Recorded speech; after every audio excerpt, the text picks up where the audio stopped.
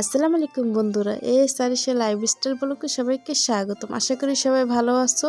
বাটাবাটি ঝামেলা ছাড়া আজকে আমি ধনিয়া পাতা ভর্তা বানাবো, সেটাই তোমাদের সাথে শেয়ার করব বন্ধুরা। আমি কিভাবে বানাই, তো তোমরা একটা লাইক দিয়ে ভিডিওটি দেখতে থাকো। আমি তেল গরম করে শুকনো মরিচগুলো ভেজে নিতেছি।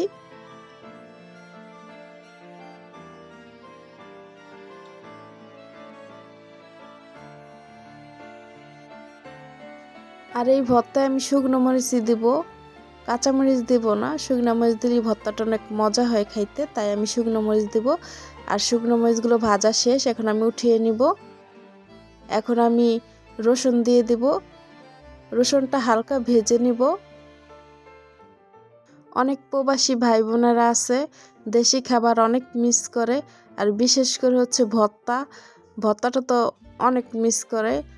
তো ওইখানে তার পাটা নাই যে বেটে ভর্তা বানাবে, তো এইভাবে করে হাতে ভর্তা বানাইলে কিন্তু অনেক মজা হয় বন্ধুরা। পাটা লাগে না, পাটা ছাড়াই হাতে ডলেই ভর্তা বানানো যায়। রসুনগুলো আমি হালকা ভেজে নিছি, তো এখন আমি পেঁয়াজ দিয়ে দিলাম, আর পেঁয়াজগুলো ভেজে নেব।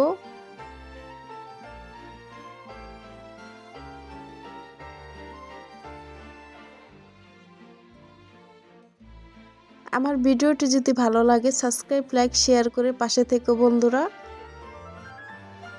একটা লাইক দিয়ে পুরো ভিডিওটা দেখো।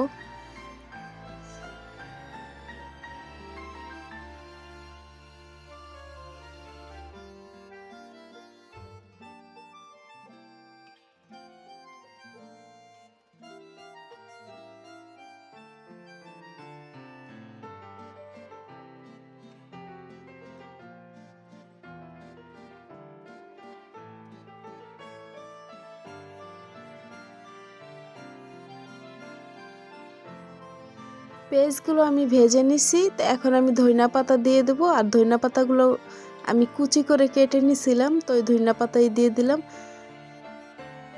নাড়াচাড়া দিয়ে ভেজে নিব ভালো করে।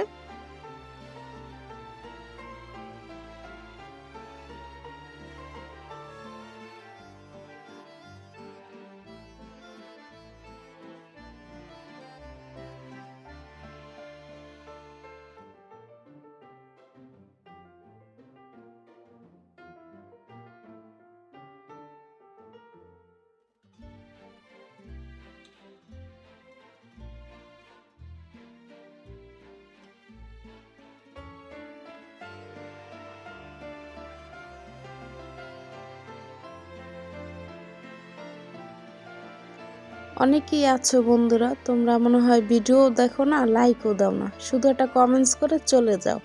আমি কিন্তু বুঝতে পারি, তো এরকম করো না বন্ধুরা। তোমরা ভিডিওটি দেখো, পুরো ভিডিওটা দেখে কমেন্টস করো।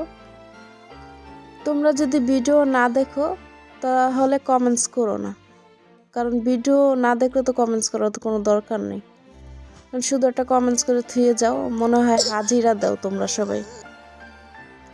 ধনিয়া পাতাগুলো হয়ে গেছে, তো এখন আমি ভর্তা বানায় নিব। তো এখানে আমি শুকনো মরিচ নিয়ে নিছি। তো শুকনো মরিচের ওই যে যে ডাটিটা থাকে ওইটা আমি ফালাই দিতেছি।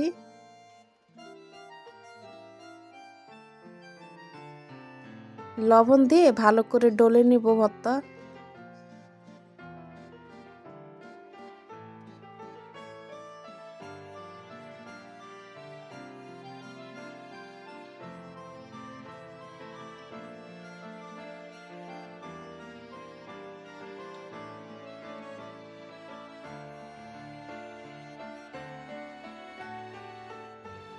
শুকনো মরিচ ভালো করে ডলে নিচ্ছি, তো এখন আমি ধনিয়া পাতাগুলো দিয়ে দিব। আর এই ধনিয়া পাতা এখন মেখে ভালো করে ভর্তা বানায় নিব।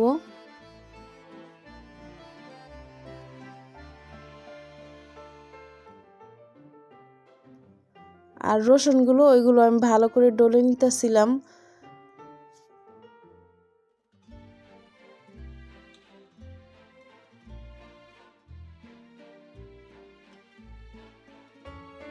ও ভর্তাটি বানানো কেমন হলো সবাই জানাবা।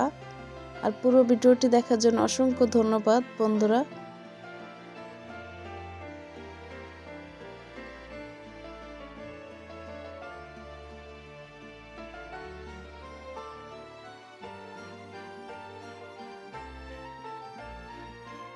তো আমার ভর্তা বানানো শেষ। সবাই ভালো থেকো, আল্লাহ হাফেজ।